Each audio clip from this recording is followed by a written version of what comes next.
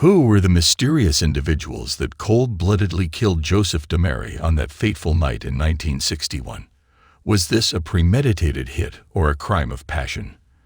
The cold case remained unsolved for 62 years until the Miami-Dade Police Department's Homicide Squad and Paul Novick reopened the investigation in 2019. Hi, and welcome back to our channel. If you are new here, please consider subscribing, as it helps us motivate to create more intriguing content for you. Let's have a look at Joseph Dimare's cold case, solved after 62 years. Nestled just north of vibrant Miami, North Miami welcomes you with its diverse community and cultural charm. This bustling city boasts a population of around 62,000, offering a unique blend of residential neighborhoods, commercial districts, and recreational havens. Wander through the captivating Museum of Contemporary Art or immerse yourself in nature at the serene Oleta River State Park. Unearth history at Arch Creek Park with its fascinating archaeological treasures. North Miami's dynamic Parks and Recreation Department ensures a plethora of engaging activities for all ages. While North Miami has its attractions, it is essential to acknowledge that, like any urban area, it faces some crime-related challenges. The city has experienced varying crime rates, particularly in certain neighborhoods. Local authorities and community organizations work diligently to address these concerns and ensure a safe environment for residents and visitors alike. It's always wise to stay informed about the safety situation and exercise caution while exploring the city. Joseph J. Dimare was born in 1910. He and his two younger brothers, Dominic and Joseph, grew up in Boston. He was very close to his brothers, and that bond stayed with them as adults. In 1928, the three brothers started a business where they sold fresh fruits and vegetables. They started out with a push cart and later opened a store in Boston. As their business grew, they moved to Quincy Market in 1930 to a bigger space. By 1939, they were doing business all over the country. To meet the needs of supermarket chains, the Dimare brothers teamed up with tomato farmers in states like Florida, Texas, and California. They were also the first people in New England to get tomatoes straight from Cuba, so their customers could get them all year long. Since their business was doing well, the brothers chose to put money into farming. They first started growing tomatoes in Florida, and then later in California. In 1937, they moved to South Carolina and other places. In the early 1940s, Joseph tied the knot with Josephine, who was just 2 years younger than him. Together, they relocated from Boston to North Miami with Josephine's 3 children, Joseph Jr., James, and Richard. In North Miami, Joseph and his brothers supported their family by selling fresh fruits and vegetables. They initially lived in Miami Beach before settling on Keystone Island in 1953, where Joseph's daughter Linda was born. However, tragedy struck in 1956 when Josephine passed away from breast cancer. 3 years later, in 1959, Joseph remarried Frances, a woman 20 years his junior. In 1961, Richard traveled to Ohio to meet with his brothers and business partners to discuss the possibility of Frances and Joseph getting a divorce and to update their father's will. At that time, Frances was not living with them. While Joseph managed different aspects of the business, he often embarked on trips across the United States and Latin America. In 1961, Joseph and his new wife, Frances, resided in the Keystone Point house with Joseph's daughter, while his sons lived on the family farm in Bradenton. But what was about to happen was something that none of them could have thought of. On March 24, 1961, it was a cold winter night in Bradenton, and Richard and his 2 boys were sound asleep on their father's farm at 3 a.m. But at the same time, Frances Dimare called the cops in a panic and told them a terrible story. She said that she and Joseph had left the Keystone Point house to go out to dinner. Frances was driving their Cadillac Fleetwood to dinner, and Joseph was sitting next to her. They stopped at a crossroads near the Keystone Point South exit, just west of the wide bridge. 2 men jumped into their car at once, making a big mess. One of the guys forced Frances to drive to an empty lot in Sans Souci Estates by putting a gun to the back of her head. When Joseph turned to look, he was hit in the face with the gun. Frances yelled, and he was also hit. When the gun went off and hit Frances, it knocked her out. When she woke up, Joseph was dead in the seat next to her, and the people who did it had left. In a hurry, she ran through the thorns and bushes to a Phillips 66 gas station nearby. She called the cops from where she was. The first cop to arrive was Patrolman Ben Scola from the North Miami Police Department. He saw Frances at the gas station and thought that she did not look too hurt. She had cuts on her face, and you could see spots of blood on her dress. It looked like she scratched herself like she ran her hands down her face. Frances told him that she had been knocked out or put to sleep and could not see the killing. During the probe, the back seat of the Cadillac was searched and shell casings were found there. After looking at the photos more closely, it was clear that there were also at least 2 unfired shots on the back seat. Norman Logan, who worked at the gas station, told the police that Frances never mentioned that her husband had been shot until the cops arrived. 2 fishermen who were close said they had not heard anything during the event. Frances told the police that someone broke into her home and stole gold worth $5,000 and $400 in cash from her husband. Even though the robbery happened a day after the murder and theft, a gold ring and diamond cufflinks were still on her husband's body. According to the Miami Herald, Frances said that the shooter took her jewelry by force, even though he had told her not to turn around. She did not do what they said, so one of the thieves hit her with his gun, knocking her out. But when she first talked to the cops, she said that her husband had changed his mind. The story goes on to say that when Frances woke up a few minutes later, she saw that her attackers had left and that her husband was lying against the car door with blood coming out of his head. She ran quickly through the thorny bushes, sharp rocks, and brambles to a nearby Phillips 66 service station, where she called the cops for help. Frances told the Miami Herald in an interview after the murder that the people who killed her husband called him Frank instead of Joe for some reason. She thought they might have mixed up Joe with someone else. When the cops talked to her about the murder, she did not tell them this either. Other news stories from the time said that Frances said the shooter hit her hard with the gun when she started to cry because they were trying to steal her jewelry. This made her pass out, and when she came to, she found that her husband had been shot. Again, Frances did not say anything to the cops about being hysterical when they talked to him. In another story from the Herald, it was said that Frances went to the gas station and told Norman Logan, the owner's son, that 2 men got into the car, one in the back and one in the front. But when the cops showed up at the gas station the night of the murder, Norman told them that Frances had not said anything about the murder until they got there. There were a lot of differences in how Frances told the story of the shootout at the murder scene. Was it because someone was putting pressure on her while all of this was going on? Joseph's brothers had nothing to do with the story. Did they have something to hide? After Joseph died, the Dimare business was split between the 2 brothers who were still alive. The cops looked hard at the fact that Frances was not done yet as a possible reason. She then gave the Herald another exclusive interview the same week in which she talked about the events again. This time, she said that as they were getting close to the intersection of the Causeway and Bayshore, 2 guys suddenly got into the back seat of the car. There was a car behind them, but no one else was on the bridge. Frances was driving, and one of the men put a gun to the back of her head and told her to do exactly what he said. They told her to keep going straight in the direction of Sans Souci Estates. After she had driven for about a block, they told her to turn right off of Bayshore Drive. Joe, her husband, asked the guys what they wanted because he was interested. One of the attackers spoke up and said that they wanted his money. They told Frances and Joe to keep their heads looking forward, but Joe kept turning his head back to fight them. One time, he turned around and got a hard blow to the face.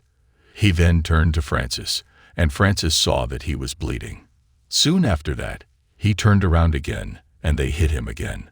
Frances starts to scream in return. The attackers then hit her twice in the head. When she woke up, She was lying on the dirt outside the car. Frances was sure that the men were not just playing around. She was sure they had experience because of how calm and methodical they were. Even though she could not see them clearly, they did not sound like thugs from the way they talked. In one of the interviews, Frances explains all the things she said to the cops that did not match up with what she said to the newspapers. But why was she defending what she said if the blow to her head had given her a concussion? It was clear that she would not be able to remember everything exactly. But what was more interesting was that she also tried to protect the attackers by saying that they might have mistaken Joseph for someone else, and that stealing was their main goal, not killing. This made the cops think that maybe someone close to Joseph and Frances was the killer. Back then, technology was not very advanced, so the cops could not get DNA samples or fingerprints to help them find the killers. No one saw the killers, and they ran away before Frances woke up, so there were no other hints. So, the case went cold over time. But Richard, Joseph's son, remembers that there were some problems between Frances and Joseph before Joseph died. In fact, Richard got together with the rest of his family to talk about his father's will and the split between him and Frances. At the time of the death, Frances was no longer living with Joseph because she had moved to Ohio. When she heard that Joseph had changed his will, she came back. His will now say that Frances will only get a share of his fortune if she stays married to Joseph for the rest of her life. On the day of Joseph's funeral, Richard thought about how Frances did not even cry. She did not show any emotion at all. She cared more about how her hair looked for the funeral than she did about the funeral itself. And even though she said that the pistol's barrel hit her in the forehead, there were no signs of a wound there. Frances told all of Joseph's children that they had to leave within 24 hours of the funeral, and Frances got $250,000 of Joseph's money from his will. Frances married another guy a few weeks after Joseph's funeral. Surprisingly, this was the lawyer Frances was going to hire to help her get a divorce. In the 1980s, almost 20 years later, Richard looked into the case again with the help of Paul Novak, an attorney who did it for free. Novak knew a lot about crimes that happened in and around Miami. After giving it a lot of thought, Novak told Richard that he should give the case to a forensic scientist. Novak knew that in the 1960s there was a lot of organized crime in Miami, and that many crimes were tied to each other. Since Joseph was a wealthy businessman, Novak and Richard thought this might be a hit by the mafia. Richard Dimare looked at the case from a different angle in 1991. Almost 30 years after Joseph's death. He asked John Thornton, a professor of forensic science at the University of California, Berkeley, for his view. After going over the case, Thornton sent a letter to the Miami-Dade police saying that he did not believe what Frances said. He did not think that what she said fit with the gunshot wounds, which looked like they came from two different directions. Thornton also pointed out that the amount of blood found at the scene of the crime did not match up with how long Frances said the event took. But the cops could not look into it because they did not have any proof. At the time, another police officer said that Frances could have been a suspect in the first investigation, but that a high-ranking official told the police not to look into her because she was a widow, sad, and a victim as well. So the police did not look into Frances any further, and they did not ask her again. Then, in the 2000s, some police officers came to Richard with a list of people they thought were involved. The cops were looking into old crimes, and the killing of Joseph was one of them. Richard had already put these people on a list of suspects based on his research, but Frances was not on the list. In 2006, he passed away, and she reached the age of 82. She had been married to Joseph Dimare for the fourth time. Then in 2019, after 60 years after Joseph Dimare's death, and 20 years after Frances had passed away, the Miami-Dade Police Department's Homicide Squad, along with Paul Novak, began re-examining the Joseph Dimare Cold case file. They found a lot of clues about the investigation in the old police records. First, after his father's murder, Richard gave the cops some shell casings. These shells came from an Italian auto pistol with a .25 caliber SATA that Joseph owned, but was always with Francis. Richard himself had fired some shots from the gun into the pool at their house and found the empty shells. But why did Richard give the cops these empty shells? Because these shell casings looked like the ones that were in the back seat of Joseph's car when he was killed. When the body was found, there were still 2 empty rounds on the ground. According to the police probe, Joseph had 4 gunshot wounds. 2 bullets came from the front and hit him right in the mouth. The other 2 came from the left and hit him in front of and behind his left ear. These shots were fired from very close range, so gunpowder was left around the cuts. This meant that someone who was very close to Joseph had killed him. It also meant that the attackers were not sitting in the back seat, since the cuts were on his mouth and around his left ear. This showed that whoever shot him did so from his left side and then through his mouth, to make sure that Joseph was really dead. In addition to the bullet holes, Joseph's head had 9 bumps or cuts. He also had bruises on his left arm and right index finger, which means that Joseph either struggled before he was shot or was pulled after he was shot. Both the front and back seats and the outside of the car had blood on them. The blood ran down the window and out of the door at the bottom. Late in 2019, a second look showed that there was no blood on the driver's seat, steering wheel, or door. Also, there was no blood outside of the middle of the front seat. This meant that whoever was driving the car, which was Francis, was not hurt at all. Backward moving lines of blood were seen on the outside of the car. The amount of blood showed how bad the cuts were and how long it took for them to start bleeding after the gunshot. This meant that the car was moving when Joseph was shot, and it kept moving while he was bleeding. Even this went against what Francis had said. She said that she lost consciousness while driving, so the car could not have kept going after that. Joseph's lungs did not have any blood in them, but his jaw was a little bit red. Medical experts thought that these results could mean that someone had their arm around Joseph's neck and blocked his breathing when he was shot. It could also mean that the deadly shot stopped the person from breathing right away. When Joseph was found in the car, his gold ring and diamond earrings were still on him. This goes against Francis's claim that he was robbed. 2 men who were fishing nearby did not hear any gunshots or see any signs of a fight, or even a bullet being fired. Francis's feet were not cut, and her shoes were found near the car in a way that made it look like they were put there on purpose, not just thrown around. When a female officer walked barefoot along the path Francis said she took from the car to the gas station, she hurt her feet in several places. Norman Logan was the first person Francis talked to at the gas station. He said she never mentioned that her husband had been shot, but the biggest blows were yet to come when Novak and the police were taking ballistic tests.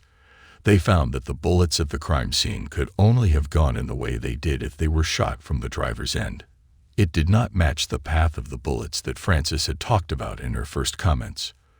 Also, the cops confirmed that the shell casings Richard gave them were the same as the shells of the bullet that killed Joseph. This means that Joseph also died from a .25 caliber SATA. When Joseph and Francis went out for the last time, the same gun was stolen from the Dimare home.